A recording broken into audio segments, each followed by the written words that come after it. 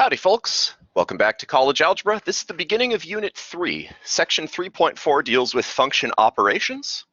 Now, an operation is just something you do that takes in two numbers and makes something new, like plus, minus, multiply, or divide. Those are all operations. So we're used to seeing operations with numbers. I could say 6 plus 4 equals 10. I took two numbers, added them together, and got a new number. Or 8 divided by 2 is 4. So we can do operations with numbers. When you give an operation two numbers to play with, it's going to give you a new number. We're using variables to represent numbers or values that we don't know the value of, but we want to talk about anyway. So we can do operations with expressions.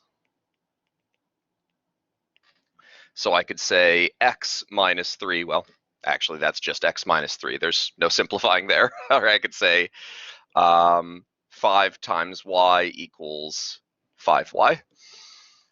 Or even something like a plus 1 times a minus 2 is equal to a squared minus a minus 1, or minus 2. So if I give an operation two expressions, it's going to give me a new expression. Just like if I gave it two numbers, it'll give me a new number. So if we follow that pattern,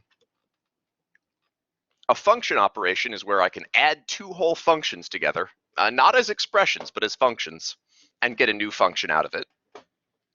These are going to be defined pointwise, which means the value of the new function will be based on the old functions for every input. I'll show you what I mean. Let's say that f of x was equal to, how about root 25 minus x squared? Now this is a goofy little function. It actually gives you a perfect semicircle. Root 25 minus x squared being f of x tells you that the y coordinate is going to be the square root of 5 squared minus x squared. You could rearrange this to say that x squared plus y squared equals 5 squared, which is a distance formula. You're saying the distance from the origin to xy is always going to be 5. So that's why you get a semicircle. It's got points like 5, 0 and negative 5, 0. It's also got 0, 5 and points like 4, 3 and 3, 4, since 3 squared plus 4 squared is 5 squared. If you don't believe me, check out. Let's say I plug in 4 for x. I'd get root 25 minus 16. That is the square root of 9, which is 3. So these are all points on the graph. You can check that. So here's f of x. And then let's say g of x is just a constant function. Let's say it's a 6. So I'll just draw a little graph of g. It's 6 everywhere. So 0, 6, 3, 6, 4, 6, 5, 6. No matter what I plug in, I'm going to get 6. So here's a function operation. F and g are functions. If I hand the operation two functions, I should get a new function out, just like what happened with numbers and with expressions. So I'm going to call this new function f plus g of x. And that's going to be defined pointwise. And what that means is for whatever input, like let's say I want to know f plus g of 3, I can get that from knowing f of 3 and g of 3 and adding them together. So for example, f plus g, this is a new function with a potentially a new domain and a new range, we'll see. But if I plug in 3, even though it's a new function, all I need to do to get its value is add up the old functions at that point. So in this case, f of 3 is 4, and g of 3 is, of course, 6, because g is always 6. So f plus g of 3 is 10, and I know that because I know the values of f and g at 3. So f plus g of x is always going to be f of x plus g of x. So in this case, its formula would be root 25 minus x squared plus 6. Let's take a look at the graph. So this old thing had a graph that was a semicircle. F had a semicircle, and then g was just 6. So I want to take a look at this graph in the context of adding 6 to it. When I add 6 to a point on this graph, this is the y-coordinate of x plus g. The y-coordinate of f plus g is going to be 6 more than the y-coordinate of f, because whatever output you get, whatever you got before, it's still going to be that, but with 6 added to it. So here's what the graph of f plus g of x looks like. Let's say I plug in -5, or here, I plugged in 3 already. F plus g of 3 is f of 3 plus g of 3, that's 10. If I did f plus g of 0, f of 0 is 5, g of 0 is 6, so f plus g of 0 would be 11. If I put in 4, f of 4 is 3, g of 4 is 6, so f plus g of 4 is 9. And if I put in 5, f of 5 is 0, g of 5 is 6, so f plus g of 5 is 6. Same with the negative numbers, so I'll just fill those in real quick.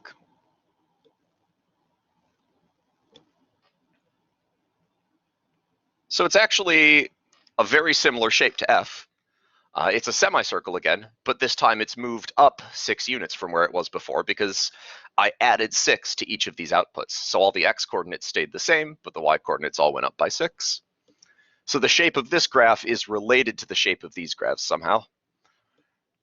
Also notice I cannot define f plus g of 6, for example.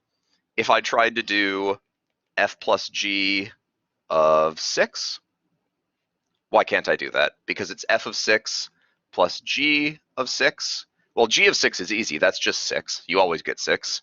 But f of 6 does not exist. So the whole thing does not exist. So since 6 is not in the domain of f, that's the problem here. 6 is not in the domain of f, like you can see right here. If I plug in 6, I get the square root of -11. That's a complex number, but I wanted a real output because these are real valued functions, so 6 is not in the domain. In fact, the domain of f is -5 to +5 with brackets, see? Because -5 is included, that's the smallest x value. +5 is included, that's the largest x value. Now the domain of g is just all real numbers. Doesn't matter what you plug in, you'll get 6.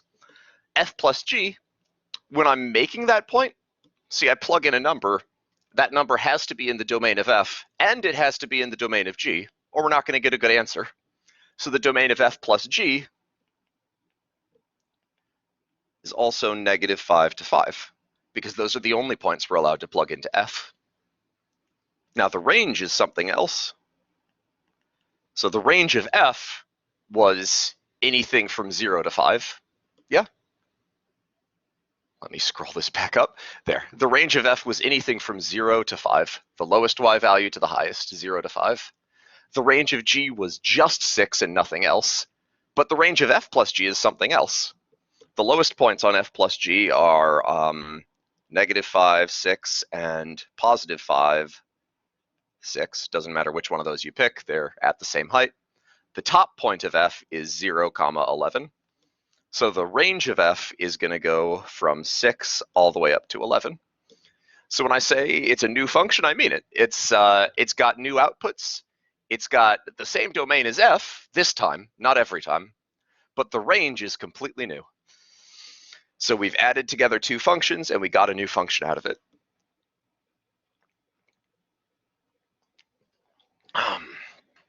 This can help us. There's a couple of places we're going to use this. One place is, like I mentioned before, this new function, it's just the old function, but moved up 6 units. So when I added 6 to it, I shifted the whole graph upward. It's going to be good if we can catalog how to get different shapes, like up or down, shifting left or right, stretching, shrinking, flipping. If we can catalog how to do all of that, we'll have very powerful tools for constructing and graphing functions at our disposal. I'll tell you more about that in 3.5.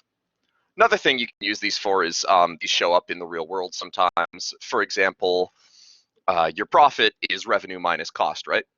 So if I say my profit from selling X calculators, that's going to be the amount of money I make from selling X calculators minus the cost I make, the cost it costs me to sell X calculators. So if you're in the business college, you'll see this again several times. We can define the profit function is just the revenue minus the cost function. So this is an example of function operations in the real world. And then you can use this to say, well, that means that the slope of the profit function is the same as the slope of this function operation result. And that can help you find out where profit is at a maximum. So if you do take business calculus, you'll be using that frequently. For our purposes, though, we're mostly interested in that graph transformation. So we're going to learn 5 operations, and I know I've only showed you 4 for functions, or sorry, I've shown you 4 operations for numbers and expressions. And those were plus, minus, multiply, and divide. There's going to be a 5th one, and this is a little tricky. Come on. There's going to be a 5th one, and you have to pay close attention to the symbol. It's a little circle instead of a black dot. This is something other than multiplication. So unfortunately, the symbols look extremely similar, so you'll have to pay close attention during this section.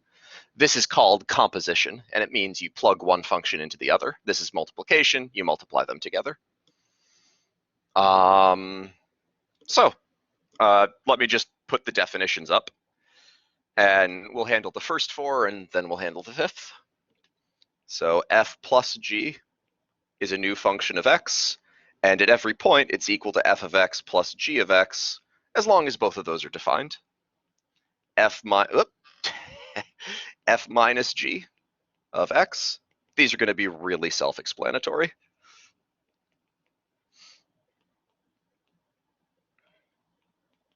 This is multiplication here, so I'll draw a little black dot. F times g of x is, you guessed it, f of x times g of x at every point where both of these are defined. And then for division,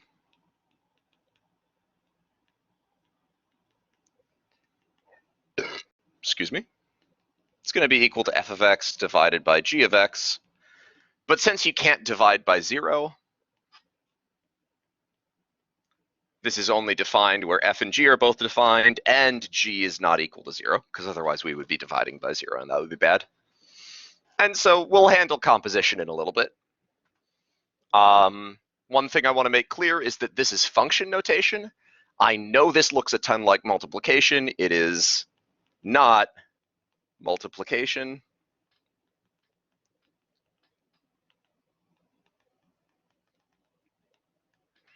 So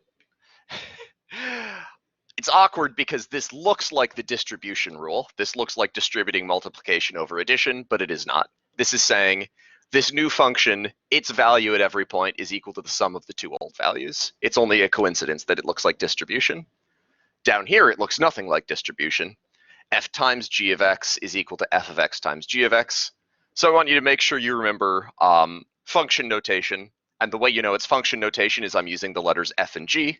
Those are always going to be functions in this class, never variables.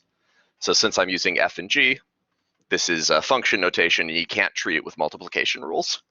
Just make sure you don't forget that, okay?